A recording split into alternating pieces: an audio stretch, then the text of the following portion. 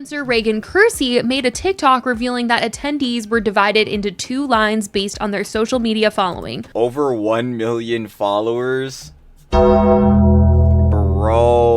is this like fucking China with social credit? Yeah, my nigga, unless you got 1 million on TikTok, you not popping out. Bro, what, bro? No. Is this what the world gonna turn into, bro? Instead of fucking segregation, doing the fucking, you know what I'm saying, colored only, whites only, now we're doing million plus fucking subs or followers only. If you're a part of the common rabble, ugh.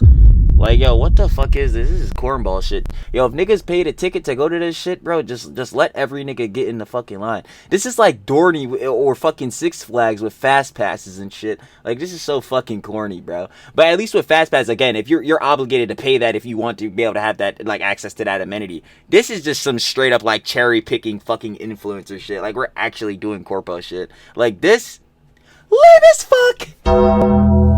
Lame as fuck. Like, I don't know what to tell niggas, bro. This shit is ridiculous. Like, come on, bro. What type of clout farming is this? Jesus, bro. Coachella, do better. Better yet, Revolve, do way fucking better.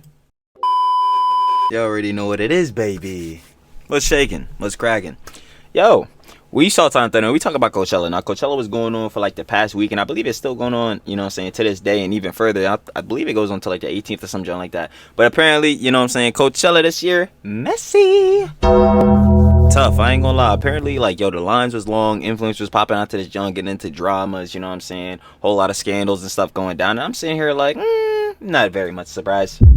Because, yo, when you have like these music festivals like Coachella rolling out, like the events in John be cool, but you already know dramas to ensue. Some things don't be going right. And apparently I was hearing, you know what I'm saying, big A, shout out Atriot, that a lot of people was paying for their tickets on the John with Coachella with buy now, pay later. Ooh. That ain't looking too good, boy. Heads credit's gonna be looking bad. But y'all already know what it is. We about to get right into it, talk about it, gel about it, cause Trill talks everything. Trill yaps everything. Y'all already know how it gets down, baby. So let's do it. Y'all already know how I get down. Shout out to Lover Babes. Spill Sesh. Shout out. We got Coachella's crazy wild scandals plus more drama over the years. Of course, you want to watch OG vid? Down in the description. First link. Go share the love. I'm not playing about it. Gotta share the love of everybody. Positive reinforcement, gang. Let's get right into it.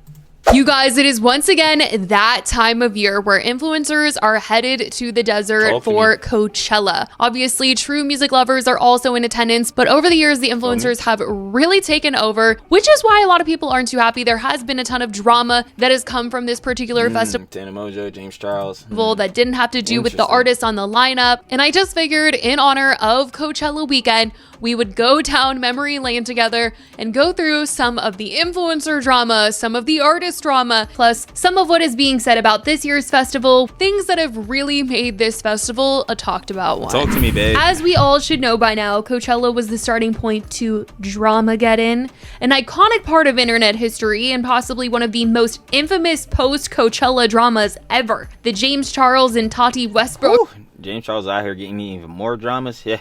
I think he got some bigger fish on his plate. Fallout. I mean, let me just set the scene here. Coachella 2019. James Charles is saying that he's getting mobbed by fans during weekend one, and so he needs to make a change so that he can feel safer at the festival. Sugar Bear Hair is offering him the opportunity to have a better experience at the festival, and so he does a brand deal for Sugar Bear Hair, which is a competitor company to Tati Westbrook's brand at the time. I'm like, yo, what's these like pills to like, you know, make your scalp and job better? I feel the tiny sponsorship mention triggered one of the biggest beauty community collapses ever. Tati felt betrayed because she had her own vitamin brand, Halo Beauty, and she just felt really hurt that a friend would promote a— Yeah, about to say hair, skin, and nails, yeah, to make your drawings better. I feel it. But even still, if they're in if they were friends in competition, but I mean, this, at the end of the day, especially with these heads, big influence and all that, this is business.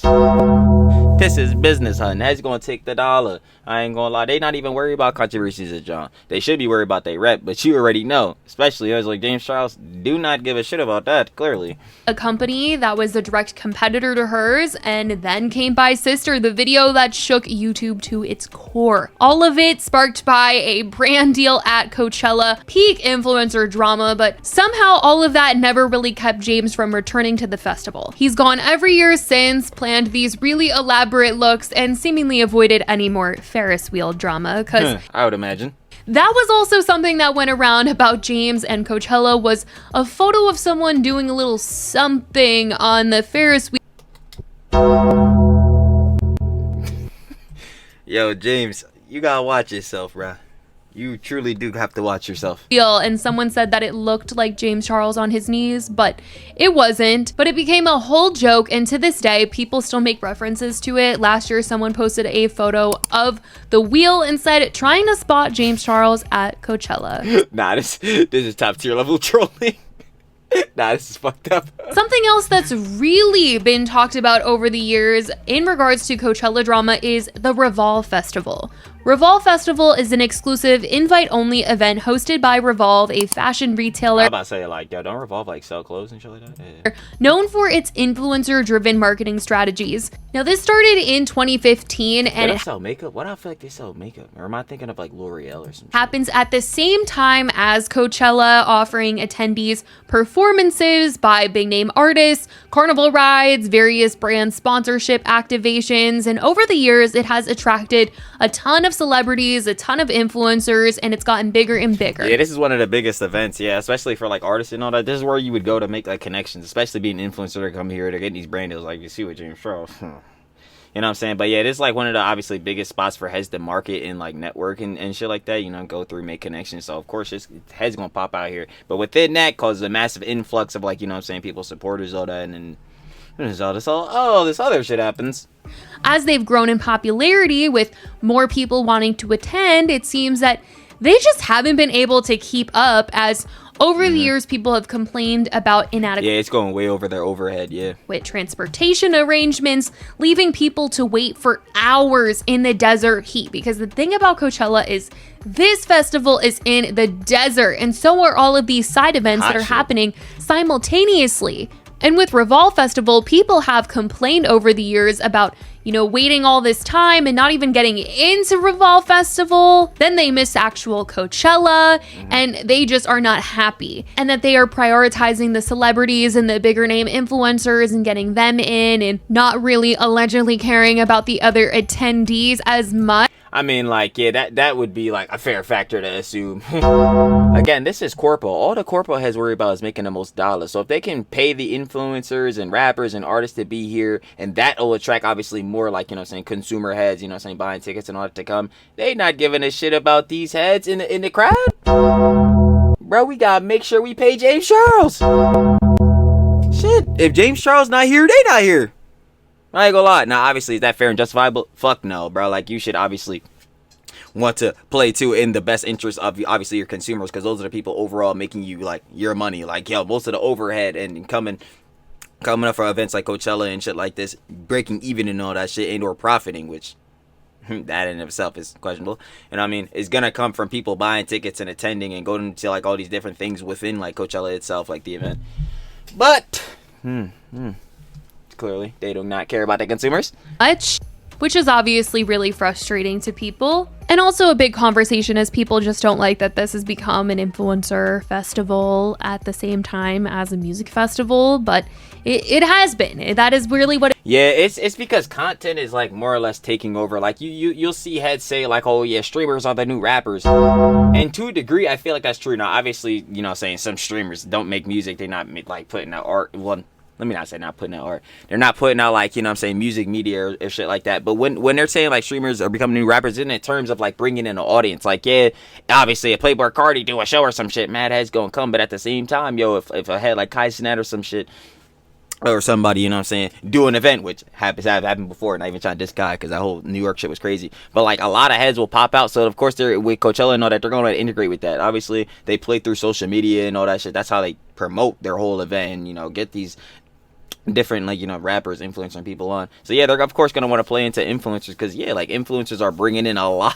of motion these days. I ain't gonna lie, a lot of motion. But it's become a big way that brands and different companies can capitalize on Coachella, and it became this whole big marketing thing. But in terms of Revolve, they've not got the best reputation when it comes to Coachella, and maybe it has to do with why they seem to have scaled back the event. Last year, the festival announced that they were doing it only for one day. Yeah, it's because of, what's the name? It's because of scaling. Like, it's just not as profitable for them anymore. Or maybe it's just really been a money sink for too long that they got to downscale and stop and just lose less money. Whereas in the past, Revolve Festival was multiple days. And this year seems to be the same, as they announced on their site. The main event, Revolve Festival, a marquee event during festival season, takes place on Saturday, April 12th at a stunning new location in Thermal, California. As a cultural centerpiece of the weekend, Revolve Festival sets the standard for music, fashion, and lifestyle,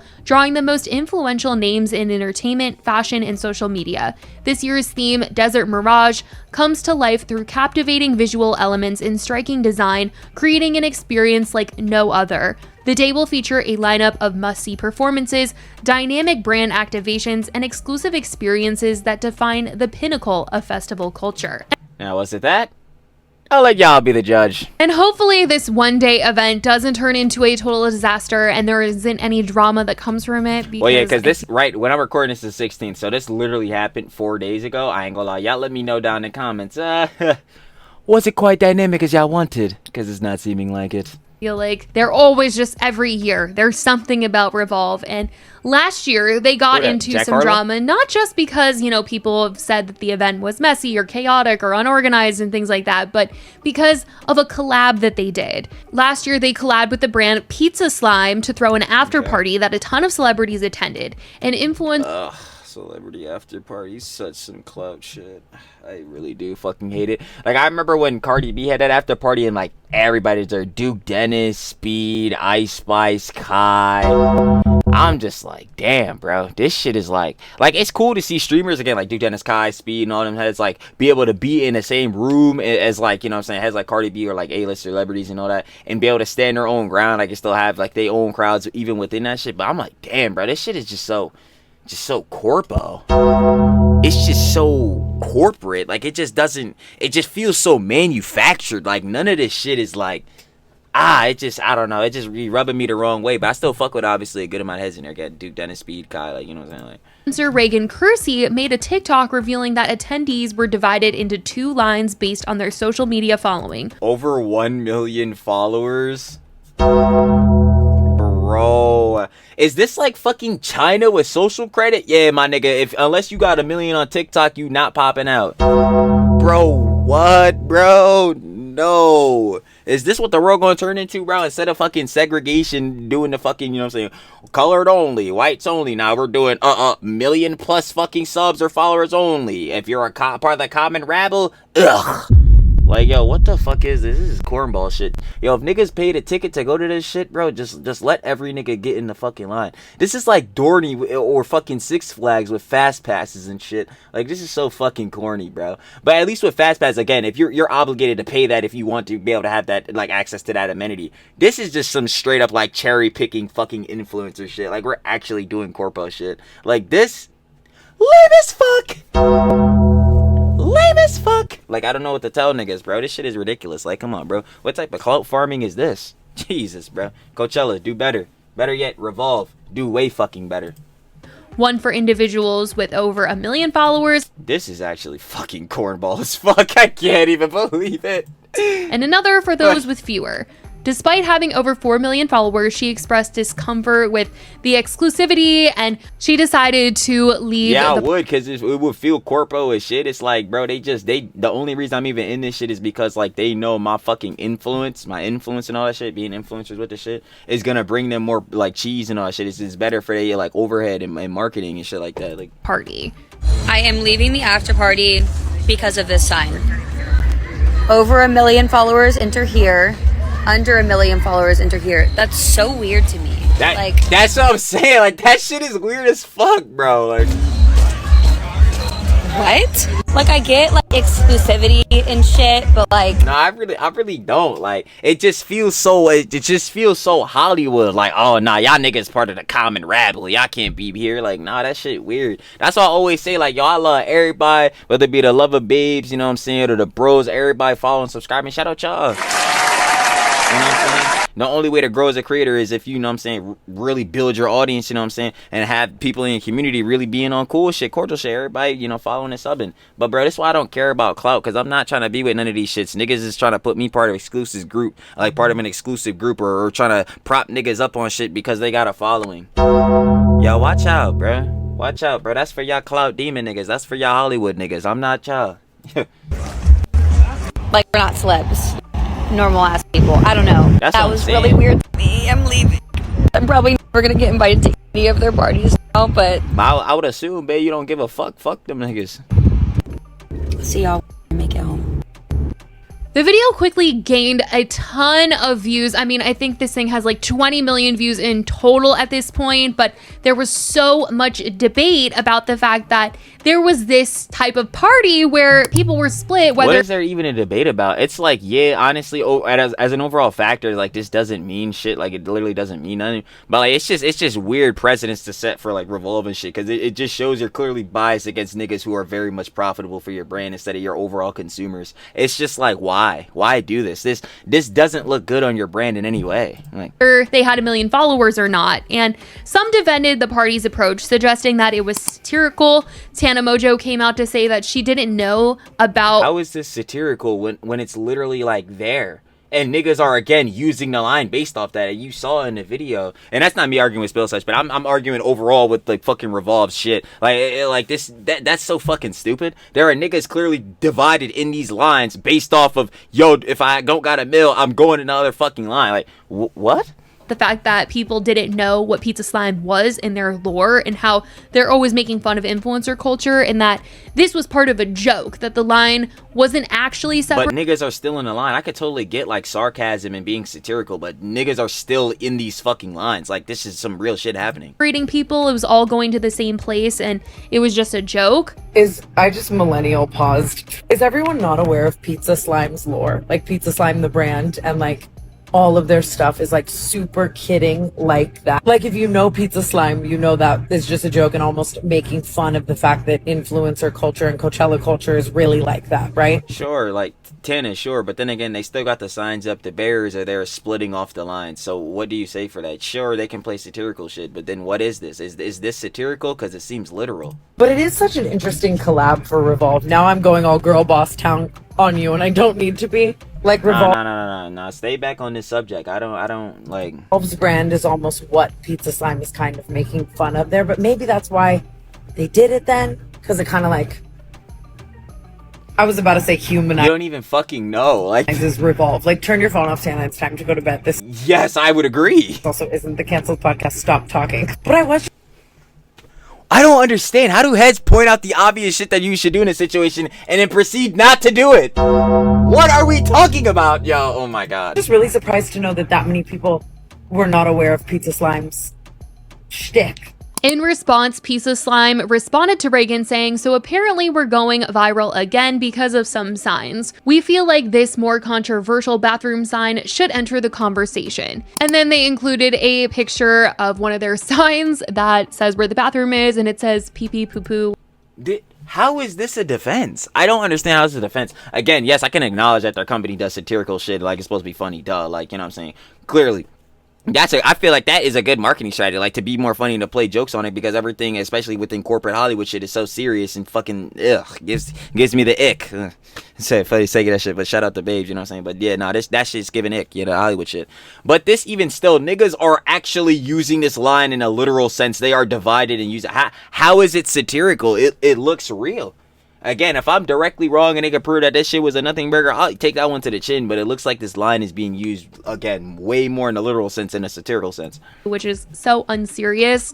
And they also said, just so you're aware, those controversial signs converged into the same line and took everyone into the same exact party and experience. So then what's the point of them?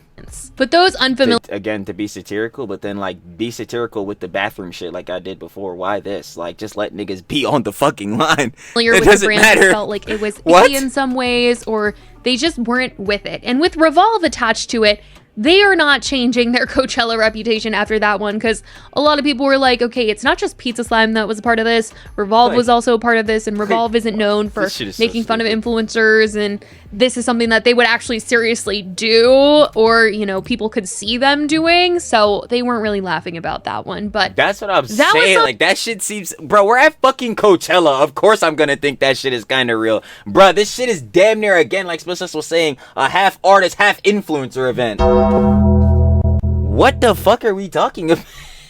Something that happened last year. Speaking of Tana, though, since she was brought up in that story, she also has an iconic Coachella moment where this iconic photo of her came from. In April 2017, Tana got arrested at Coachella for underage drinking. She was... Yeah, of course that would be what it's for. Yeah, I'm not surprised. Yo, somebody call up Cody Co. I gotta ask him, that nigga, a couple questions.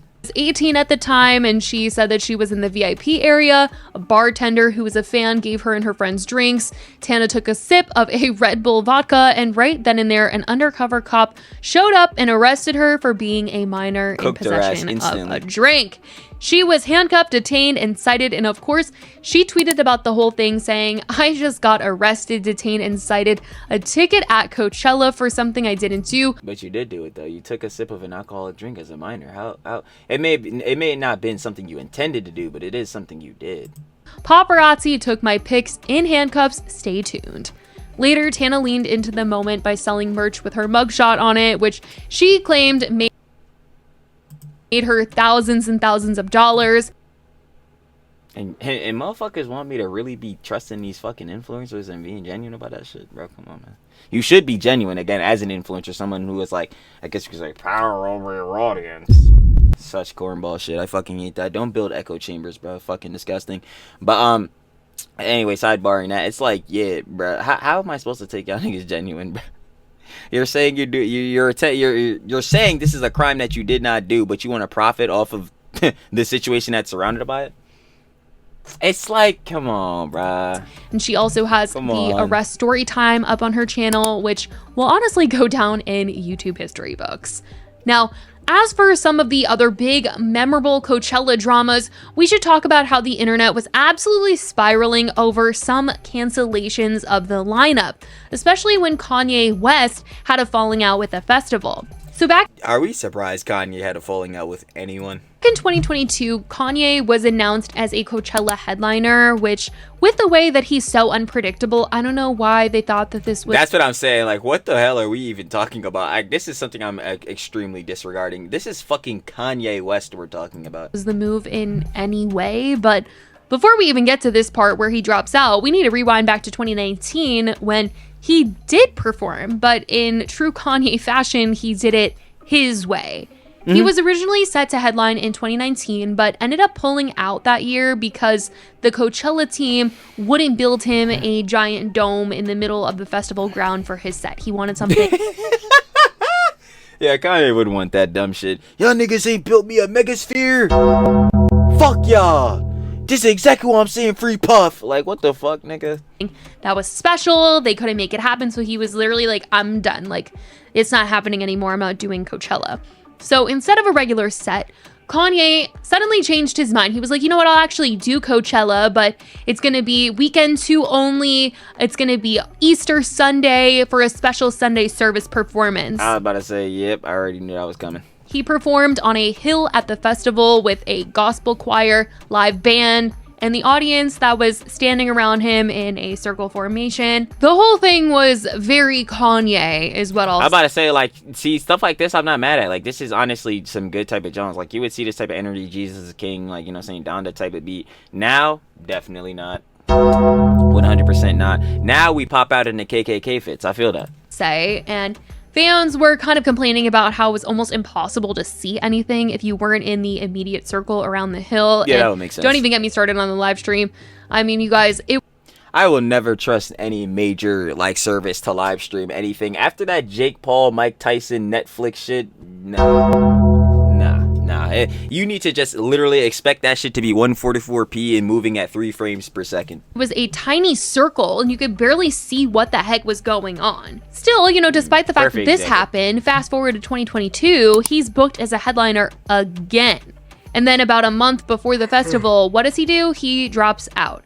Coachella is then left scrambling, and The Weeknd and Swedish House Mafia step in to replace him last minute. And speaking of replacements, let's talk about Frank Ocean, because this was supposed to be a huge moment for I Frank. haven't heard nothing for Frank Ocean. I said Frank Motion. I mean, he do got motion, but Frank Ocean for a minute, gang. Frank Ocean back in 2023. I mean, this was going to be his first live performance in years, and he was originally scheduled for Coachella 2020 before that was canceled because of the pandemic, and COVID. then he was rebooked for 2023.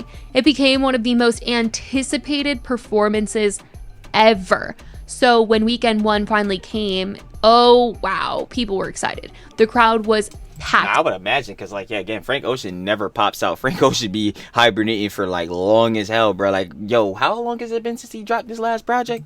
You guys, I've never seen so many people at the main stage of Coachella. It just felt like the entire festival went to this one stage when there's literally so many stages at Nah. If Frank Ocean is performing, yeah, every nigga better be at that shit. Even I, bro, I don't go to concerts. You would never catch me at a Coachella, a Rolling Loud, none of this shit. But I'm not gonna lie, Frank Ocean going, oh yeah, nah, you might have to catch me there. Coachella. Feels like there's like 10 stages at Coachella, like, but this is like that ass a once in a lifetime shit. This nigga does not go outside, bro. Everyone was crowding around the main stage because they wanted to see this performance by Frank Ocean. Everyone was so excited. And I remember sitting there and everyone was just looking at the time like, when is this guy going to come on? It's Sunday. There's a curfew. It's earlier on Sunday. There's a curfew. And everyone's looking around just like, all right, like when are we packing this thing up? Are they going to say he's not coming out at all? Like what is going on? But he ended up coming out over an hour late. And when he did perform, the setup was bizarre. He was like facing away from the audience half the time. I didn't even know if he was really on the stage, to be honest. Is that even him? I was like, is that a video they're playing? Because I can't even see anything. The visuals were unclear, and you could just tell that something wasn't going to plan. He only performed a few songs fully. Yeah, like you could tell he probably was like a little bit unorganized. Yeah. And the rest were either remixes or cut short, or the camera wasn't even on him and someone else was doing something. Then the show just abruptly ended, as he said that there was a curfew. They told us curfew, so that's the end of the show. Thank you so much. And the fans, they were livid. Later it came out. Yeah, nah, I'd be mad as shit. I'd be like, yo, bro, I ain't gonna lie, yo, your set. What is this? We always hype. Even I would have slid through for this jump. What is this? Nah, can't go for it. He trying to pull his best Ice Spice impression, you know what I'm saying? Have a 30-minute set, show up 25 minutes late, going for 5 minutes, and then be like, thank y'all, everybody booing. Bro, never. But nah, I can't boo Frank Ocean. I'm sorry, bro. I'm too goated. Out that the entire production had been changed last minute. But I would be sad as shit. But nah, I can't boo him. Because Frank allegedly injured his ankle during rehearsals. He had reportedly planned this huge ice rink stage setup with skaters and everything. Do you see but how many motherfuckers is here? Like, holy shit. Like, this is actually motion. Scrapped the whole thing just days before the show. So all that build up for basically a half performance. People were genuinely upset, especially because some had flown out just for him. And then to make things worse, Frank canceled Weekend 2 altogether. No makeup performance, just done. I do know some people who enjoyed the performance by Frank, but for the most part, fans were left. Yeah, and like, yo, shout out heads like that, because, you know, they like to just see the, you know, say the bright side of all the opportunities. Even with them, I would feel them on that. Like, at the very least, we still technically did get to see Frank Ocean perform. I mean, like, that's still insane. Who even fucking knows the next time he'd actually come out and do this shit? Obviously, consider the second show got canceled. Like, bro, I can't blame that. That would be a little tight. Like, it could have been better. But hey, I wouldn't be that tight. We still got to see him. Just feeling very disappointed, especially in the cancellation of Weekend 2. Last year didn't seem like much of a redemption, though, as the festival saw some of the lowest ticket sales in years. And I know they tried to redeem themselves this year by giving them a longer period of time, it seemed, to try and... Yeah, they extended, like, ticket sales. sell tickets because they announced the lineup way earlier than normal. I believe they announced it in November, and usually they announce it in January, just leaving people with a couple of days to decide whether they want to go, and it usually always sells out. But this year it was a slow roll and there's still tickets available. I feel like, because it's like, yo, streaming and John is taking over now. Obviously there are still a lot of heads I want to go to concerts at like festivals and performances to see heads live, like, and that's fire. That's like an obviously cool experience to go have. But like streaming and like internet shit is just taking over. It's way more accessible for the common person to just go on any phone, watch a music video or a live stream or a clip of a song or like some shit like that. I ain't gonna lie, this is only bound to happen just like as time goes on and more like internet and like AI technology and shit get better. Like, but I will say that last year was a pretty drama-free year, aside from the events, as we talked about Revolve and the whole pizza slime situation. But other than that, there wasn't any crazy cancellation. Sabrina Carpenter. And so hopefully this year it remains the same, with Lady Gaga, Green Day, and Post Malone headlining. Travis Scott is also returning to the desert. I guess we'll see how that goes. Travis. Hopefully it's drama-free. So yeah, hopefully heads don't get trampled this time. And that's not even me trying to really diss Travis, because again, I'm breaking the fourth wall with all these heads. Travis is my third favorite artist of all time, but Travis is a fucking asshole. Like, let's be real. Travis is a fucking narcissist. But yo, this is where the separating the art from the artist comes. You know what I'm saying? His music, his art, fire. Him as a person, dog shit. I ain't gonna lie. well, yeah, while Coachella is about the music, sure, it's also about the mess. And every year, like clockwork, we get another saga, and I cannot wait to see what 2025 brings. Will someone debut a new relationship? Will a TikTok scandal go down on the Ferris wheel? I'll be right here to break it all down. More heads on Nate. No, me stop playing. When it James Charles, watch yourself, though. I'm dead ass not playing. happens, because You already got allegations. there's always something. I mean, even if it isn't drama, like remember that whole Camila Cabello and Shawn Mendes situation at Coachella when they got back together, it seemed, and then that also sparked a Cinderella storyline shit.